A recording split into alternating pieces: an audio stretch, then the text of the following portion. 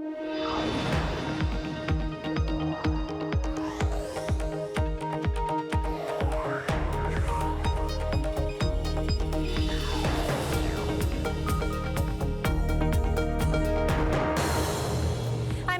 San Francisco, and this is Bloomberg Technology. Coming up in the next hour, another round of tariffs on China set to hit Sunday, and this could be the real test of the strength of the U.S. consumer, how it could impact electronics purchases and the rest of tech.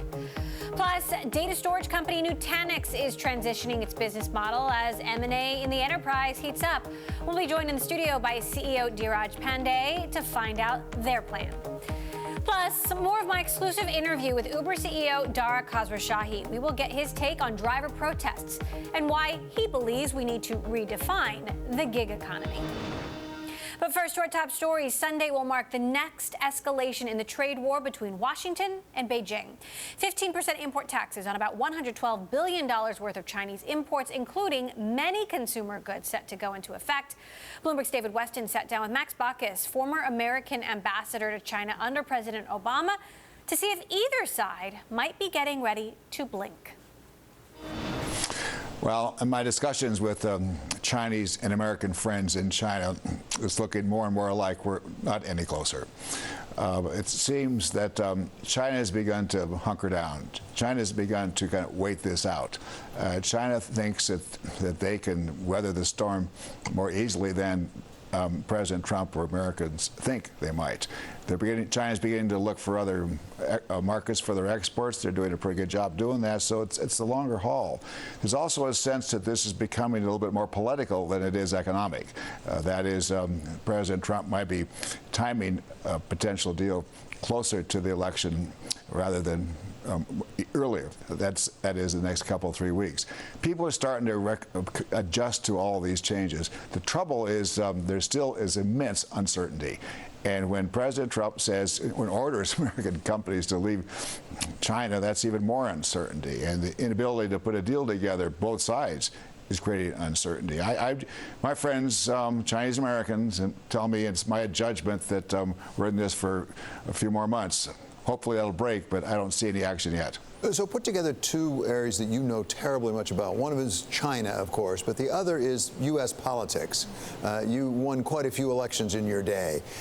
Does President Trump need to have some progress, some tangible progress, relief in this situation before November of 2020 in order to make sure he's going to get reelected? Well, there's no question in my mind that a lot of American farmers, producers, certainly of soybeans and other agricultural products, a lot of other American companies, they feel the pain. There's no question about it. The tariffs are adding additional costs to American business as well as American consumers. And I think President Trump clearly understands that. And that's frankly why he's putting so much pressure on the Fed chairman, because he wants the Fed chairman to lower rates more to kind of offset some of the pain that American businesses are facing. I do think he very much has his eye on November 2020. From the Chinese side, the Chinese are beginning to think that they can weather much more of this than was thought. The Chinese can endure pain. You know, a lot of this trade war does adversely affect China and probably hurt China a little bit more even than it does the United States. But if you look at Chinese history, there's a phrase, eat bitter, in Chinese lexicon. Basically it means just tough it up. And back in the old days of the Cultural Revolution, the Great Leap Forward, when tens of millions of people died of starvation, they ate bitter. They ate wheat, bark, they ate roots, they ate bitter. So the culture in China to tough it up, and I think that therefore Xi Jinping's just going to try to wait out President Trump as long as he can. Now, both sides want a deal. There's no question about it. If there is a deal, that's going to very much help the economy in the United States as well as in China.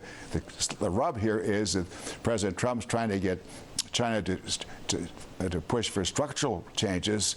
We all know what the list is. You know, it's a forced transfer, technology transfer, et cetera. I think that it's going to be difficult for Trump to get that result. The final deal, I suspect, is going to be a rollback of tariffs both sides, and then a fig leaf on structural reform in China. And both sides call it victory. The stock market goes up. At least Trump thinks so, and hopes so, and I think that's going to happen. We know, though, on Sunday there will be tariffs put in the United States on Chinese imports, specifically some consumer goods. If you were chair of the Finance Committee in the United States Senate again, how concerned would you be about the effect on the consumers? You talked earlier about the effect on business and on farmers, but what about the effect on the consumers? Could it drive us into a recession? Well, clearly, consumers are going to pay more, and they won't have the products available that they otherwise might have. I don't think it's going to push us into recession. There's a lot of talk about it. I don't think that's going to happen.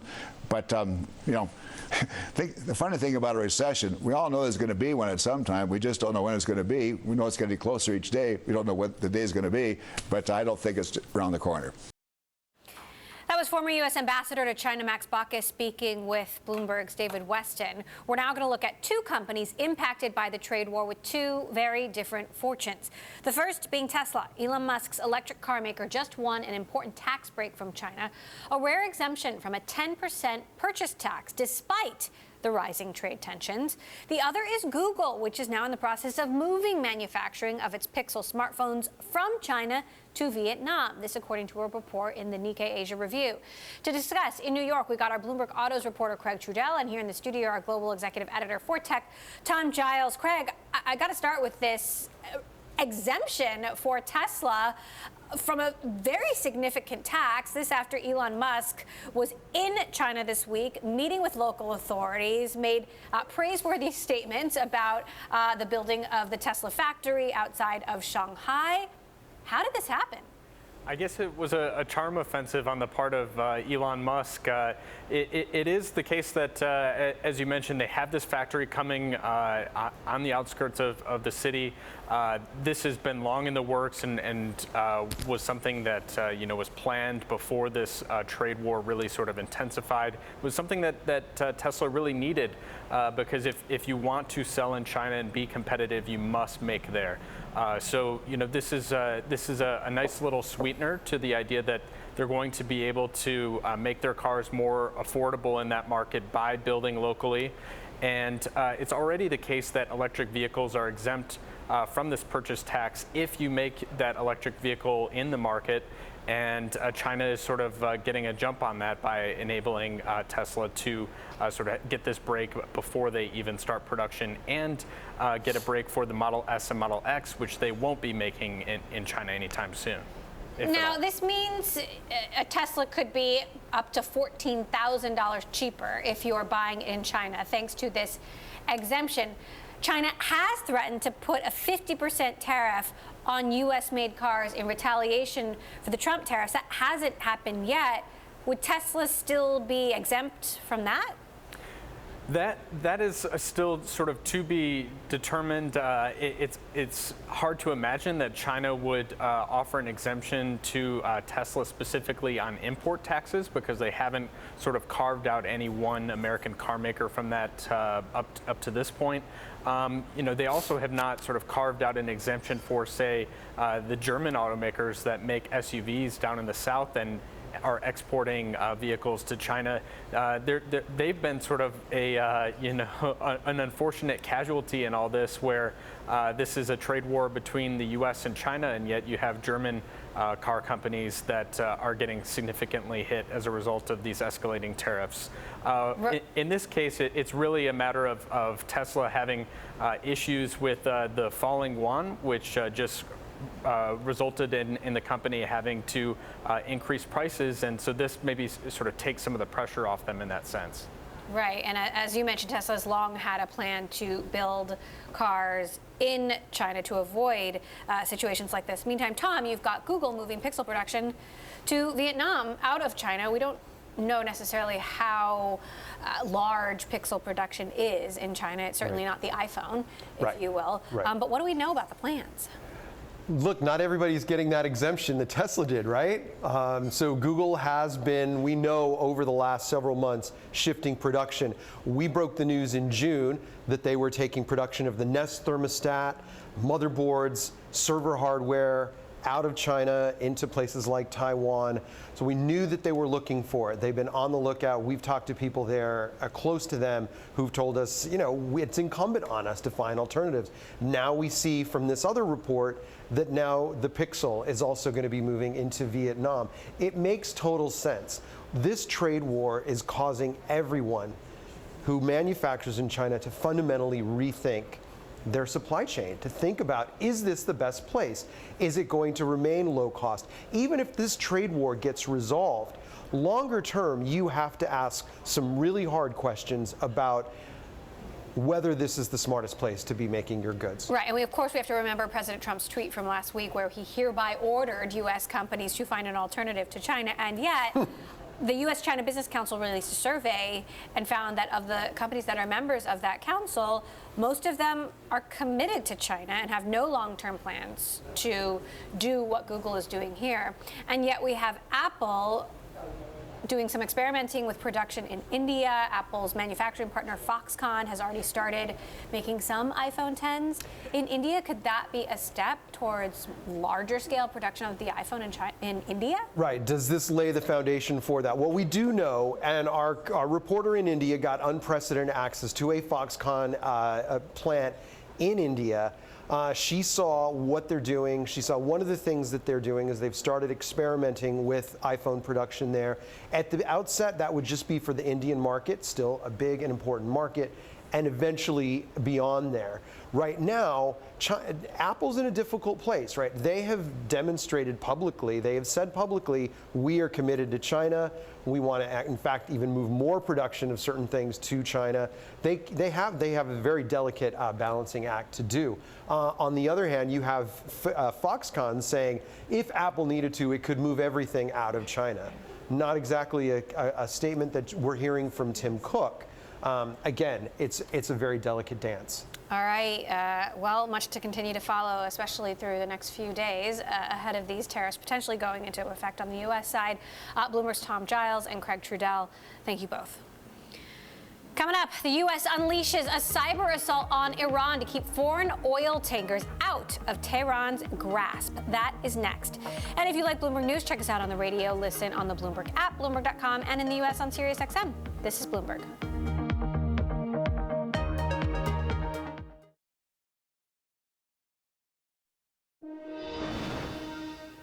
It looks like even the man who created Twitter isn't immune to hackers. Twitter CEO Jack Dorsey's own Twitter account sent out a stream of offensive tweets and retweets Friday. More than 15 of them, most containing swear words, racist comments, were posted over the afternoon. Twitter confirmed the hack, saying, "We're aware that Jack was compromised and are investigating what happened." The company started deleting the tweets from Dorsey's verified Twitter account after the messages went viral for more than 20 minutes. And speaking of embarrassing hacks, for the second time in under a month, Google hacking and research teams have revealed that what happens on your iPhone doesn't always stay on your iPhone. And they did it Thursday, the same day Apple announced the date of its latest iPhone unveiling. Basically, simply visiting a small number of websites could have left iPhone users susceptible to the breach. That could have possibly affected thousands of users a week. We should note that Google let Apple know of this vulnerability months ago. Apple updated its operating system less than a week later. So apparently it's been patched, but Google has only now revealed the vulnerability existed at all. To discuss this and plenty more from This Week in Cyber Threats, in Boston, we've got Roy Carmel, Chief Strategy Officer of Cyber Reason, and here in the studio, our Bloomberg cybersecurity reporter, Kartike Mehrotra. So, Roy, first of all, give me your take on this Apple versus Google situation. What exactly happened here?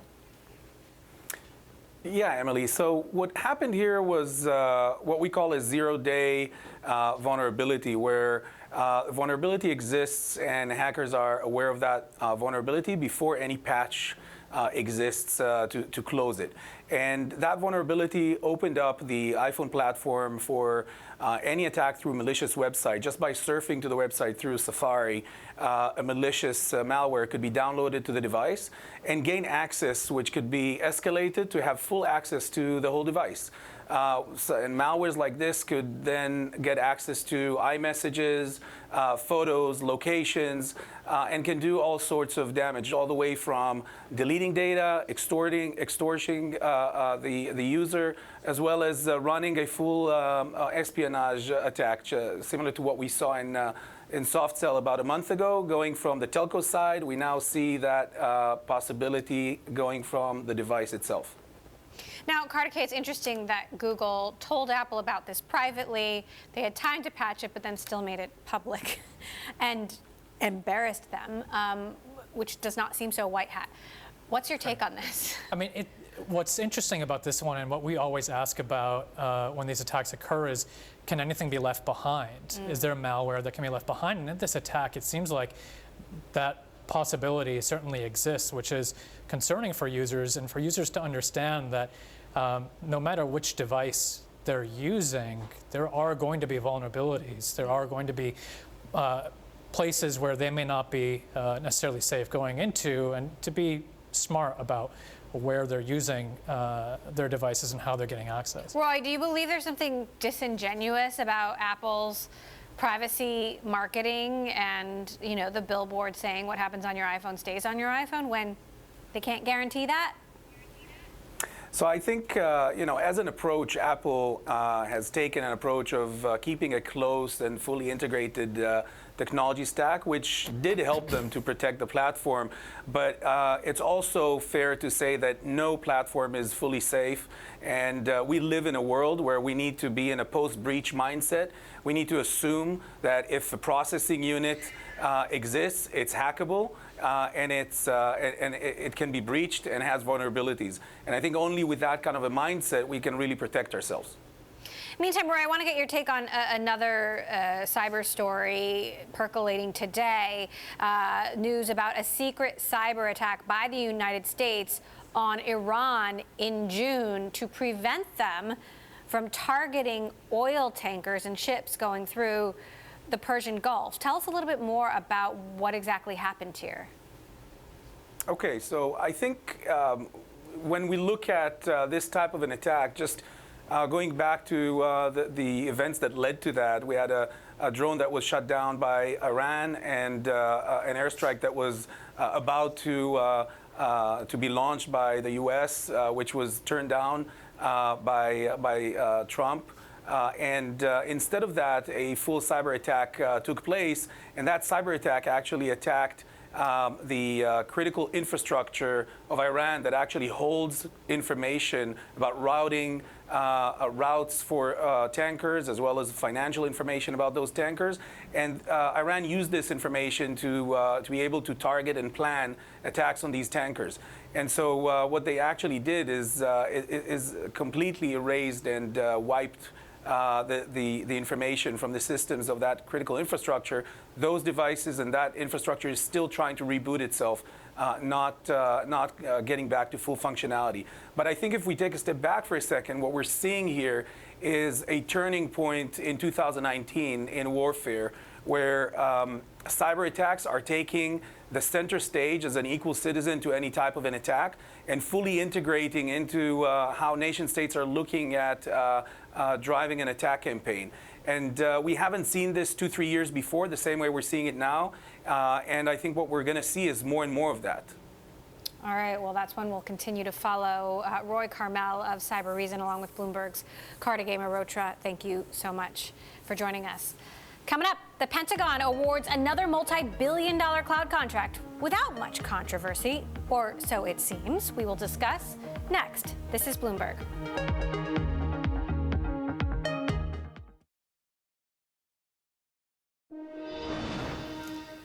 The second biggest Pentagon cloud deal has been awarded, and so far it is free from the controversy surrounding the biggest such deal. Vendors led by General Dynamics won a $7.6 billion contract to provide Microsoft's cloud-based software.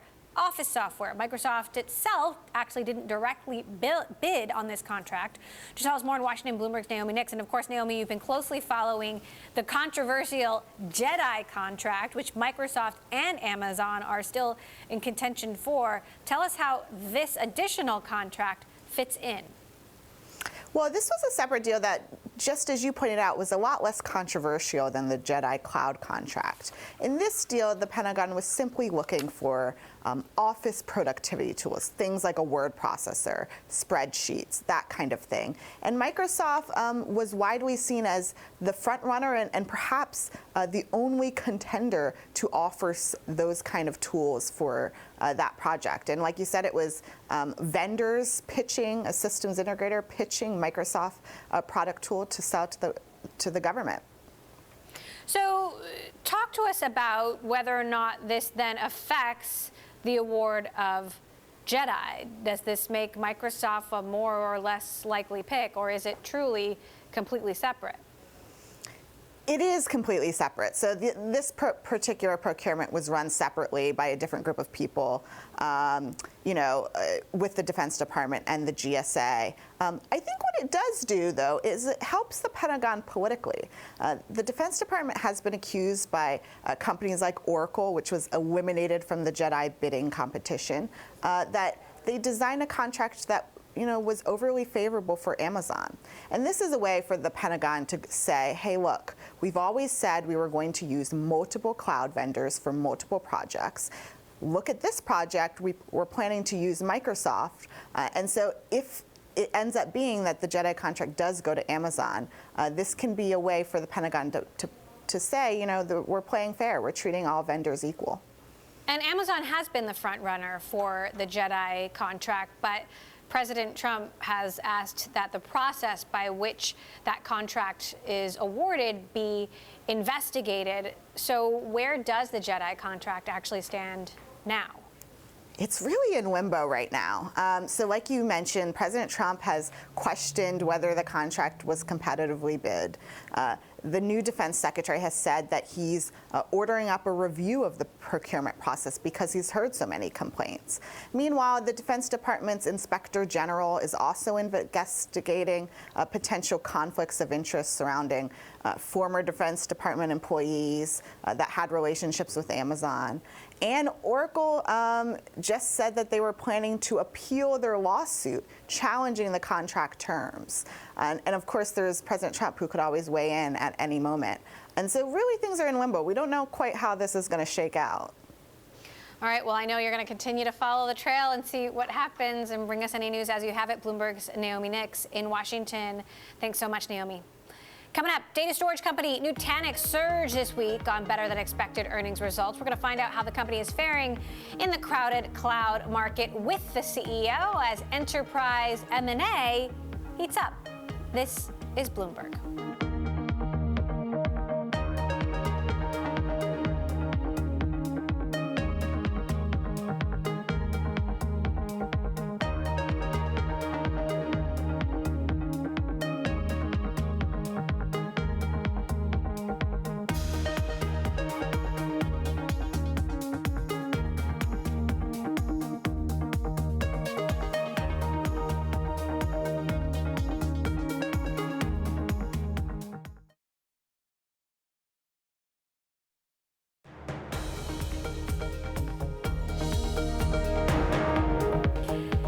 Bloomberg Technology. I'm Emily Chang in San Francisco. Shares of enterprise cloud computing company Nutanix soared as much as 29% Thursday after posting fourth quarter results that beat expectations. It is the biggest one-day gain since going public in 2016. Nutanix helps businesses modernize their data centers by combining all of their server management and storage needs into a single package. The company gave its first forecast for the full fiscal year, projecting 19% growth for its software and services business as it transitions to a subscription model. Joining us to discuss, Nutanix CEO Dheeraj Pandey. So, Dheeraj, shares are way down from their high a year ago, but you had a big pop after these results. What is it that you think that investors aren't getting about the long-term story? Well, the first 10 years is about delivering innovation to where the customers were, which is on-prem. And we are doing bite-sized infrastructure, which is a big innovation in itself. The next 10 years is to really take the customers to where they need to be, which is cloud. So in the last 2 years, we said, look, we've got to prepare for the era of cloud, to re-architect the business model, went from hardware to software. Customers applauded. From software to subscription, which is even more bite-sized infrastructure than ever before. I think they're asking, "Ooh, wow, what's going on?" And I believe it's just about the transition of the model that we need to do a better job explaining. That must involve some pain internally. I mean, how are you navigating that transition?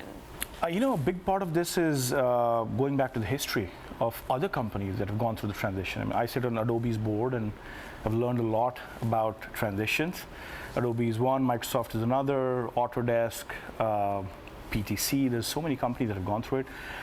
Now, what makes it harder for us is because we had to go from hardware to software and software to subscription. And never before in the history of IT has any company done this kind of a transition. How long is it going to take? Probably another year, couple of years, I would say. Typically, it takes 4 years for most companies. And once you get out of it, you're ready for the future, which is cloud. So VMware just did 2 huge deals.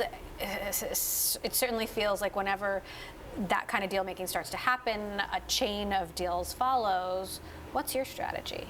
Our strategy is to focus on ourselves and customers. At the end of the day, they have done some chunky deals. We think we can do a lot of that with open source and do a really good job of really making enterprise-grade products possible using open source stuff. I mean, look at doesn't that turn up the competition for you guys? It does, and at the same time it doesn't, because both of us are coming from our own positions of strength. And they're coming from a position of strength of an install base. We're coming from a position of strength of a disgruntled install base. And at the same time, data and design, we make things much simpler than what any other company in our space actually does. So how do you plan to become more profitable? 2 parts. One is people confuse profitability with what we do with deferred business. We do have a lot of deferred revenue that sits on a balance sheet and waterfalls over time to P&L. But secondly, I think what investors are really saying is, why do you continue to invest? And we're saying, look, we're investing in the future, new products and commercial business, because the bird in hand is an amazing enterprise business and a core platform, but we need to really go and invest for the next 3 to 5 years. Would you consider buying a software company or acquiring other targets yourself in order to accelerate that transition away from hardware? I think right now what we have done in the last year of acquisitions is really good stuff. We've done things around cloud and SaaS, and if we can actually go and deliver on these in the next 2 years, I think we'll have some really large businesses in hand. So we shouldn't expect you to do any M&A? Well, we continue to evaluate, but at the same time, our hands are full right now, the next 12 to 18 months. Really make sure we've done an amazing job of the transition, and then deliver on the acquisitions of the last 12, 18 months. We're in the middle of a trade war. Markets are volatile, lots of geopolitical and macroeconomic uncertainty. How do you think that will impact trends in the enterprise market in general over the next year? I mean, some computing will actually shift as manufacturing shifts and other such things. So we have to just build agile infrastructure. Shift from where to where? Maybe from China to some other countries, maybe Southeast Asia, maybe India. You're talking about how India is trying to woo Apple. So I think some shift will happen. There's going to be some tectonic shifts. The question is, how agile can these companies be? A lot of manufacturing needs to be even more agile than before. 5G is coming. The fact that things are becoming smaller, need to be more secure. So in many which ways, it's great for businesses like us. We can sort of imagine how much work it takes to move a physical supply chain from one country to another, but how difficult is it to move the computing from one country to another?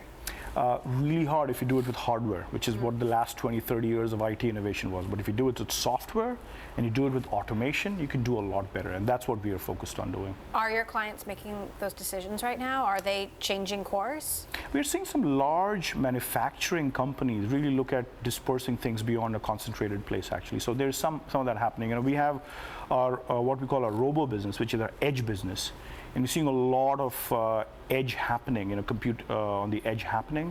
And a big part of that is really more than a concentrated place. Can you really go and disperse some of this stuff? So you're saying moving from potentially China to dispersed across many other countries. Yeah, exactly. I mean, whatever happened 20 years ago when people moved away from, let's say, US and Europe to China is probably going to happen away from China to other countries as well. So does the trade war impact your business? Is it impacting the decisions that you're making? In many ways, it's actually helpful because people are looking for more agility, more dispersion of the cloud, but you still have a centralized control plane. How do you get the economies of the cloud without really having one large place is actually great for Nutanix. So how does the next year, given all of this uncertainty, look like for Nutanix? You know, we are planning quarter to quarter because anyway we have to go through our own macro of subscription. But as we go through our own macro, we are actually being more methodical in the way we should plan because, you know, annual planning is almost dead. You have to really do quarter to quarter stuff because everything is more agile, more bite-sized. Does that make it harder to think about the long-term vision? Well, you've got to do Isn't both. that the job of a CEO, to think short-term and long-term? Yeah, it's the paradox of the opposites. And as a company, we are investing in the long term, and yet we have to really be mindful of the short term. All right. Fascinating stuff. Well, we'll be watching how you navigate that transition. Nutanix CEO and co-founder Dheeraj Pandey, thank you so much for stopping by. Thank you. Coming up, a California bill is threatening to shake up the gig economy. How companies like Uber, Lyft, and DoorDash are responding next. This is Bloomberg.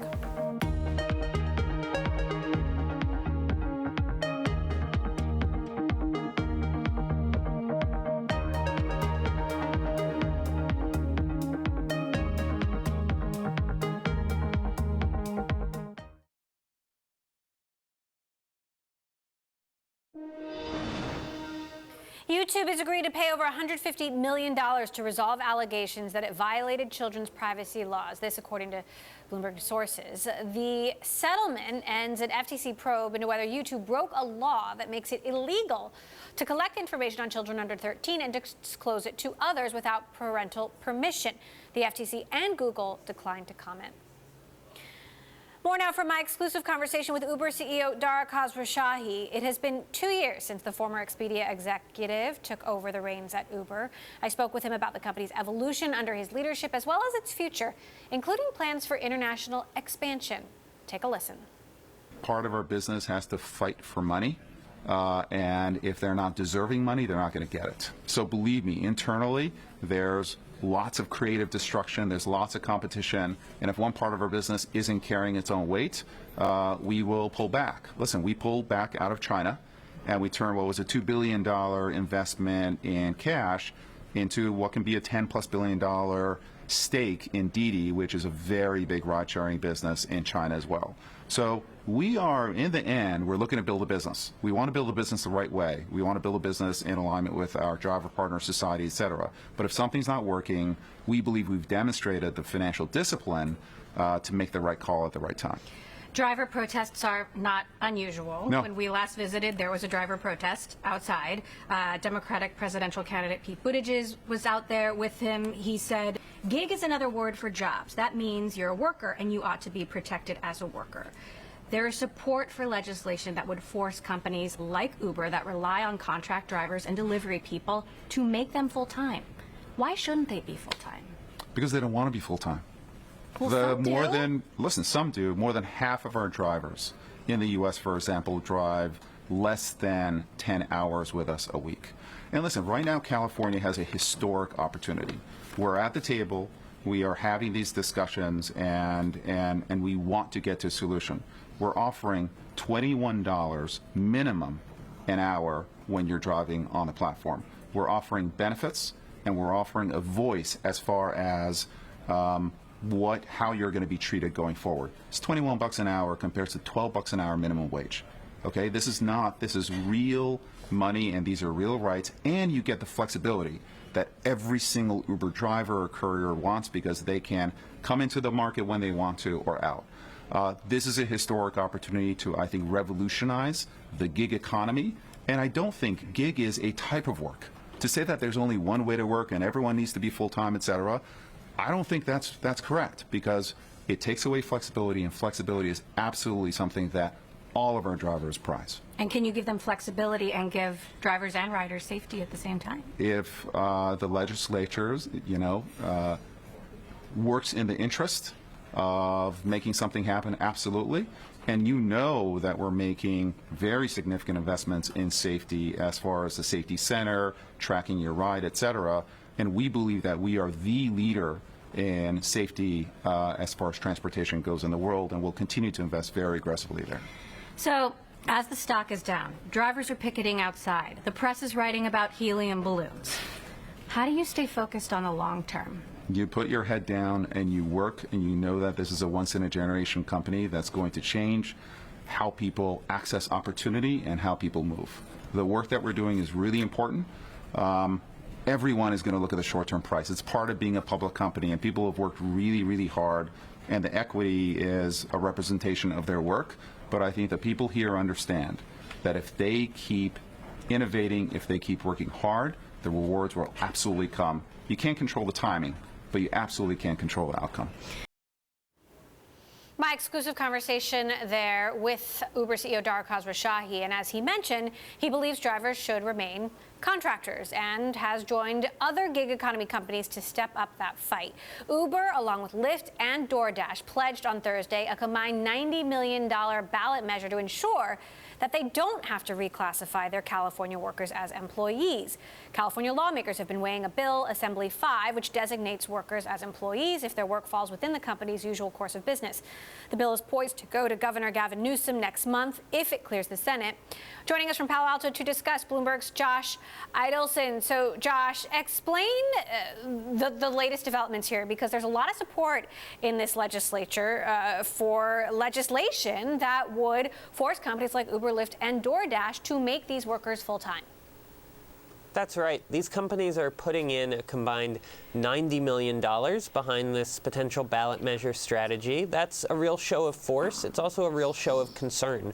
We've seen these gig companies over the past year, since the state Supreme Court ruling that set off this controversy, first trying to get relief from the governor, then from lawmakers, going and trying to reach a deal with union leaders that, with support from the legislature, if they had such a deal, could protect them from having to reclassify their drivers as employees. And companies are still trying to get a deal. They are still trying to get something to happen in the legislature that would mean they don't have to reclassify workers as employees. That would involve instead extending them other perks and benefits.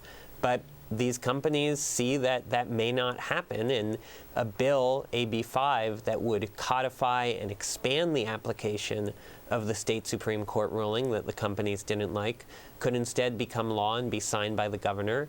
And so they are gearing up to be ready to go to the ballot in response. Now, we've got statements from three of these companies. Uber saying our proposal would dramatically improve the status quo and, we think, protect the flexibility that is both core to Uber's value proposition for drivers and ensures a dependable service for riders. Lyft saying we remain focused on reaching a deal and are confident about bringing this issue to voters if necessary.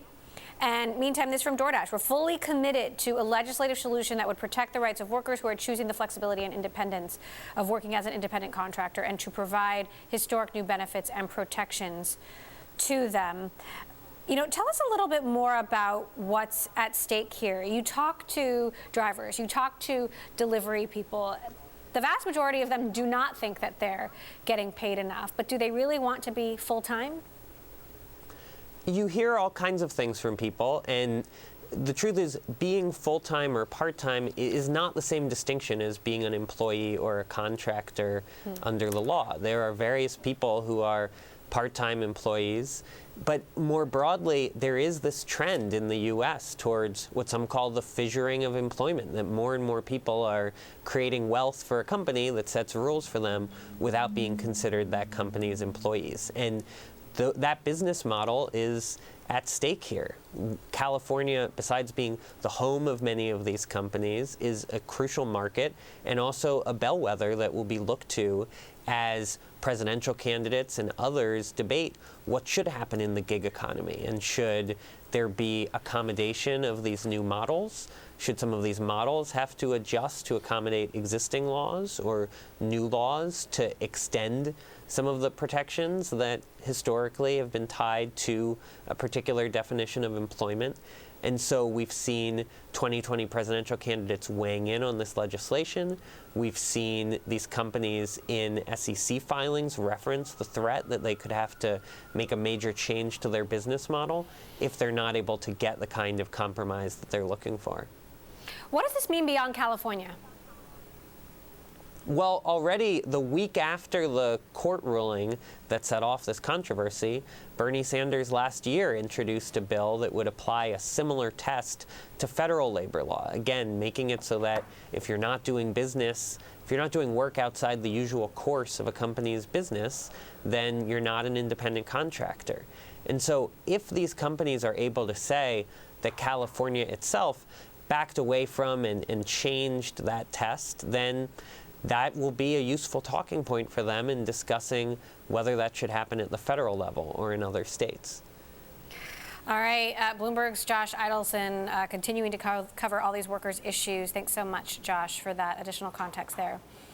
Still ahead, first the operator became a robot, and now the internet has bots replacing customer service representatives. We will look at who's creating those automated answerers next. This is Bloomberg.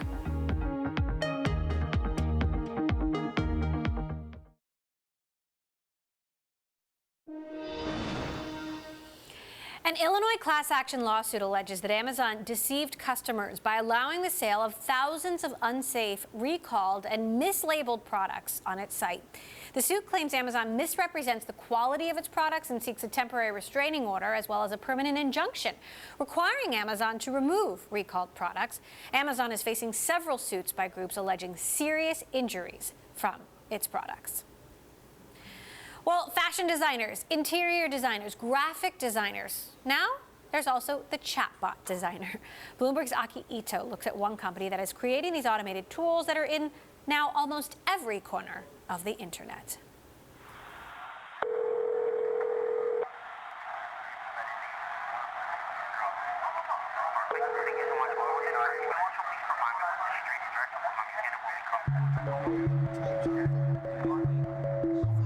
Around the world, businesses field hundreds of billions of requests from us each year. We want our flights changed, a purchase refunded, a claim reviewed. That takes the labor of millions of agents who tend to our every need. But soon, automation will take over much of that. And it starts with the painstaking work of this 23-year-old. My name is Laura Morales, and I'm a chatbot designer. You probably know the Dominican Republic for its beaches. But further west, in the country's capital of Santo Domingo, there's a bustling hub of call centers for American businesses. Laura works for one of them at a company called Outplex. After you? Some of Outplex's inquiries are handled by traditional call center agents over the phone. Others are handled by contact center agents over live written chat. Last year, the company introduced a third kind of agent, a bot. Laura oversees bots for 3 US-based clients. And these bots greet customers looking for assistance online. The bots resolve simple queries on their own, and the more complicated questions get escalated to a human representative. Me as an agent, I used to take 3 conversations or just 1 call at the time. With bots, you don't have that limitation. Alexa, will I need an umbrella tomorrow? It might rain tomorrow. There's a 54% chance. Bots today are everywhere, and so the people who design their speech are in high demand. The job is kind of like writing a very dry screenplay, with a choose-your-own-adventure element for the many ways customers will respond. The hard part comes once the bot goes live. Can you go to the metrics hub over there?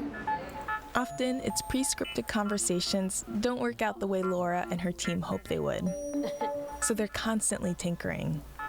The way to start a day with the bots, I need to check how the bots did on the previous day. So I go into analytics, and my favorite one is this. It's the unmatched phrases. These are the moments when the bot didn't know what the customer wanted. Exactly. And I can also see how many clients or visitors clicked on the first button or the second button on the main menu. So if my visitors are not interacting with my menus, that means that maybe something is not right. So it's interesting because you used to be coaching the human agents, and now you're coaching a robot. Is that easier or harder? It's easier. You don't have to worry about hurting a bot's feelings. You're not emotional about it. You're just doing what you need to do for getting the results you want.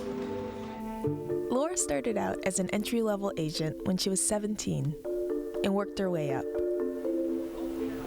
Last year, she was chosen to manage her company's first interactive chatbot. And today makes about $8 an hour, which is 4 times what she earned when she first became an agent.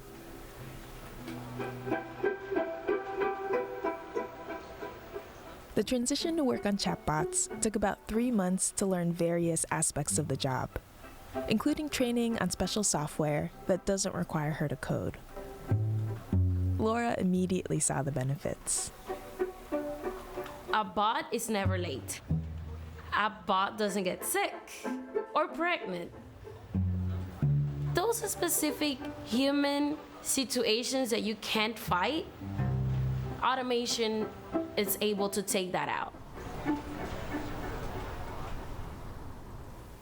That was Bloomberg's Aki Ito. And that does it for this edition of Bloomberg Technology. We're live streaming on Twitter. You can find us there at Technology. And you can be sure to follow our global breaking news network, TikTok, on Twitter. This is Bloomberg.